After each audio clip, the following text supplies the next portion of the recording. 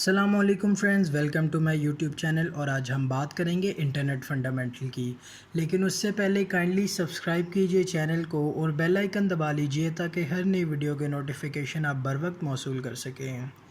دوستو، جس طرح سے انٹرنیٹ کا استعمال اکثریت کا روزمرہ کا معمول بن چکا ہے، بالکل اسی طرح اس کے چند ایسے چیدہ نکات ہیں جن کو جاننا انتہائی لازم و ملزوم ہے، اور یہ ایسے نکات ہیں جن کو جاننے کے بعد اس کے استعمال میں مزید آسانی پیدا ہو سکتی ہے۔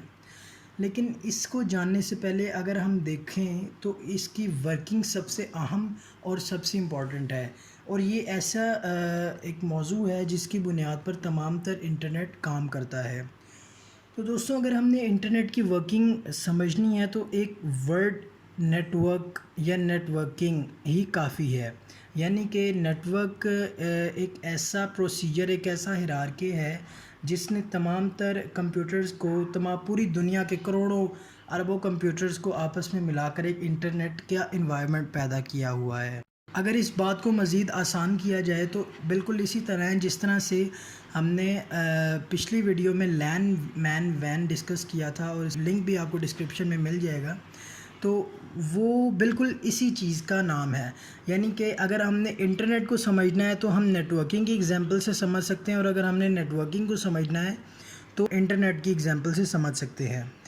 تو دوستو، یوزر کا کمپیوٹر اور جو مین فریم یا کوئی مین سرور اس مین پلیٹ فارم کا ہوگا، اس کے درمیان جو رابطہ قائم ہوگا وہ انٹرنیٹ کے ذریعے ہوگا۔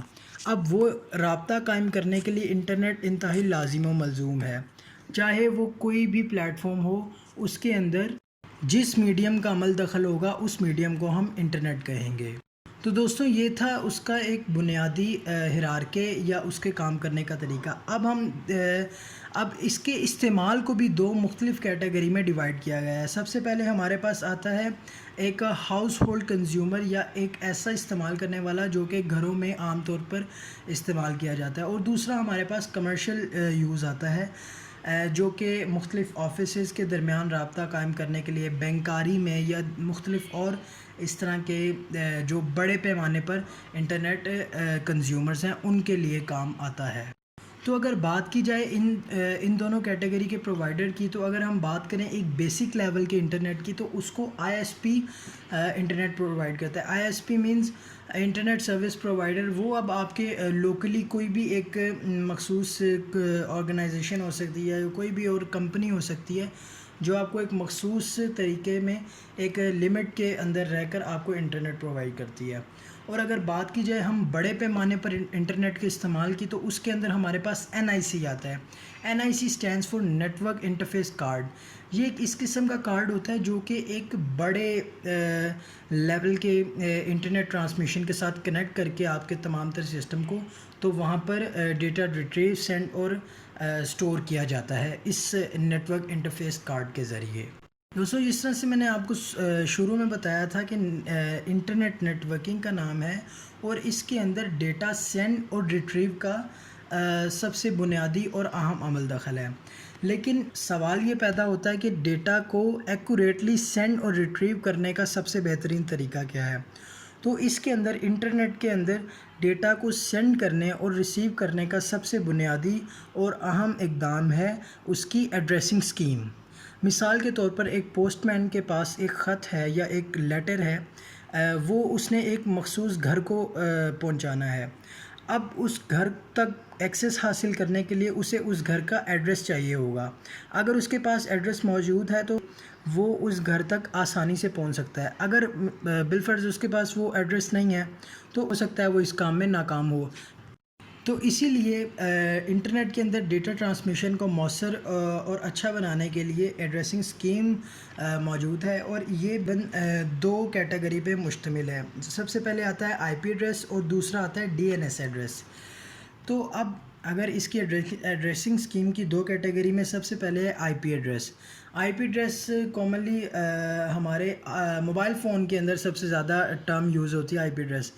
ایکچولی IP ایڈریس یہ ہوتا ہے کہ خصوص نمبر ہوتا ہے، اور وہاں پہ سرور کو اس چیز کا پتہ چل جاتا ہے کہ اس مخصوص نمبر نے مجھ سے یہ ڈیٹا مانگا ہے، اور اس کو میں نے یہ ڈیٹا ٹرانسفر کرنا ہے، تو اسی لیے بالکل ایکوریٹ ڈیٹا ٹرانسمیشن ہو جاتی ہے۔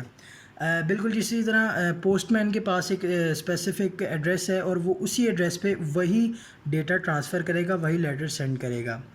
بالکل اسی طرح ہمارے پاس ڈی این ایس ایڈریس ہے۔ ڈی این ایس ایڈریس کا بھی بالکل یہی کام ہے، لیکن وہ ایک اسپیسیفک کوڈ کی جگہ ایک اسپیسیفک ڈومین نیم استعمال کرتا ہے۔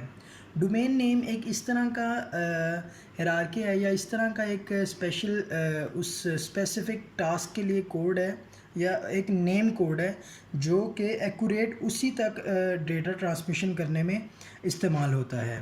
اب ڈومین نیم کی آپ کو سادہ سی اگزامپل دی جائے کہ اگر آپ نے کسی ایجوکیشن کے ریلیٹڈ کچھ ڈیٹا ریٹریو کرنا ہے تو آپ کو .edu اپنے URL کے ساتھ .edu لکھنا پڑے گا۔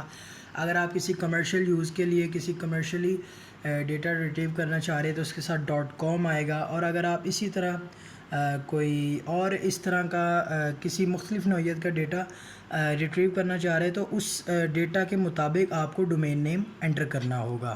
تو دوستوں یہ تھی انٹرنیٹ کے کچھ بنیادی اصول اور ورکنگ پرنسپلز۔ مجھے امید ہے کہ آپ کو ویڈیو پسند آئی ہوگی۔ اگر پسند آئی ہے تو کائنڈلی لائک کیجیے اور شیئر کیجیے۔